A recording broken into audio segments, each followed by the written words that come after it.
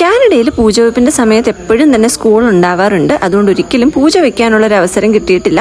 ഈ വട്ടം പൂജ വെപ്പിൻ്റെ സമയത്ത് നാട്ടിലായതുകൊണ്ട് പിള്ളേരെ കൊണ്ടും കൂടി പൂജ വെപ്പിക്കാമെന്ന് വിചാരിച്ചത് അമ്പലത്തിലോട്ട് പോവാണ്. ഇത് നമ്മുടെ തങ്കമ്മയാണ്. തങ്കമ്മയുടെ ഹസ്ബൻഡിൻ്റെ പേര് തങ്കപ്പൻ എന്നാണ്. നമ്മുടെ നാട്ടുകാർ എന്നതിലുപരി നമ്മുടെ വീടുമായിട്ട് വർഷങ്ങളായിട്ടുള്ള ബന്ധമാണ്.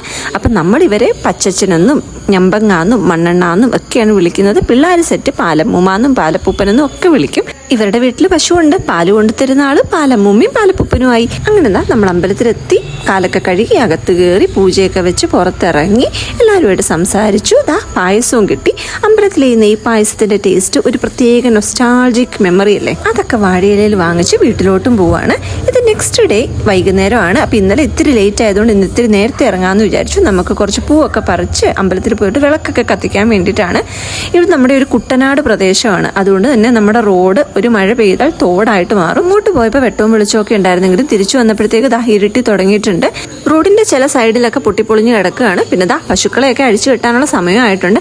അപ്പോൾ here comes our hero Thankappan, അതായത് തമ്പക്കനെന്നും പച്ചച്ചനെന്നും ഒക്കെ നമ്മൾ വിളിക്കും.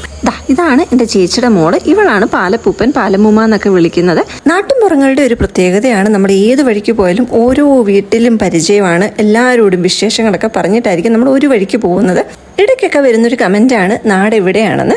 ഞാൻ തിരുവല്ല പത്തനംതിട്ട എന്നൊക്കെ പറയാറുണ്ടെങ്കിലും അതെല്ലാവർക്കും മനസ്സിലായിക്കോട്ടെ എന്ന് വിചാരിച്ചിട്ടാണ് അങ്ങനെ പറയുന്നത്. നമ്മുടെ നാട് കുട്ടനാടാണ്. അവിടെ നിരണം എന്ന് പറയുന്ന സ്ഥലമാണ്. അപ്പർ കുട്ടനാട് പ്രദേശമാണ്. ഇവിടെയൊക്കെ പണ്ട് നെൽപ്പാടങ്ങളായിരുന്നു. ഇപ്പം പിന്നെ കൃഷിയൊക്കെ കുറഞ്ഞതുകൊണ്ട് ഇങ്ങനെ ചുമ്മാതെ കിടക്കുകയാണ്. അപ്പോൾ അതാണ് നമ്മുടെ അമ്പലം. അവിടെ പോയി പൂജയൊക്കെ എടുത്ത് വന്നു. ഇവരിപ്പോൾ പിള്ളേർ നാട്ടിൽ വെക്കേഷന് വന്നതായതുകൊണ്ട് അവരുടെ പുസ്തകങ്ങളൊന്നും ഇല്ല. അതുകൊണ്ട് നമ്മൾ രാമായണവും വീട്ടിലിരുന്ന് 1-2 പുസ്തകങ്ങളൊക്കെ ആയിട്ട് അവർക്ക് പൂജ വെപ്പൊക്കെ എന്താണെന്നൊന്ന് മനസ്സിലാവാൻ വേണ്ടിയിട്ടും കൂടി ആണ് ഇപ്രാവശ്യം അവരെ കൊണ്ടും കൂടി പൂജ വെപ്പിച്ചത്. അപ്പോൾ പൂജ എടുത്തപ്പോൾ നമുക്ക് അമ്പലത്തിൽ നിന്ന് പൂജിച്ച 2 പേനയും കൂടെ കിട്ടിയിട്ടുണ്ട്. നിരണം ചെറുവള്ളിക്കാവ് ഭദ്ര ഭഗവതി ക്ഷേത്രം നമ്മുടെ വീടിന് തൊട്ടടുത്ത് തന്നെയാണ്. പിന്നെ രാവിലത്തെ ബ്രേക്ക്ഫാസ്റ്റ് ഒക്കെ കഴിഞ്ഞ് നമ്മൾ നേരെ തലവടി പനയന്നൂർകാവ് ക്ഷേത്രത്തിലെത്തി.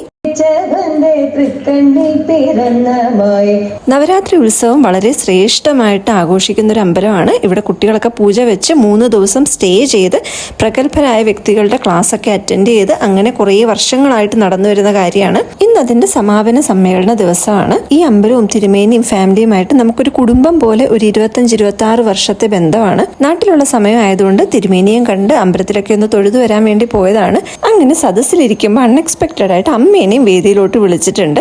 അമ്മ ആലപ്പുഴ കളക്ടറേറ്റിലെ ഡിസ്ട്രിക്ട് വിമൻസ് വെൽഫെയർ ഓഫീസർ ആയിരുന്നു. ഇപ്പൊ റിട്ടയർഡ് ആണ്. അതുകൊണ്ട് കുറച്ച് വർഷങ്ങൾക്ക് ശേഷം അമ്മയ്ക്ക് ഒരു മൈക്കും പൂജയെടുപ്പിന്റെ ഈ ഒരു നല്ല ദിവസം കുഞ്ഞുങ്ങളോട് 2 നല്ല വാക്ക് പറയാനുള്ള ഒരു ഭാഗ്യവും കൂടി കിട്ടി.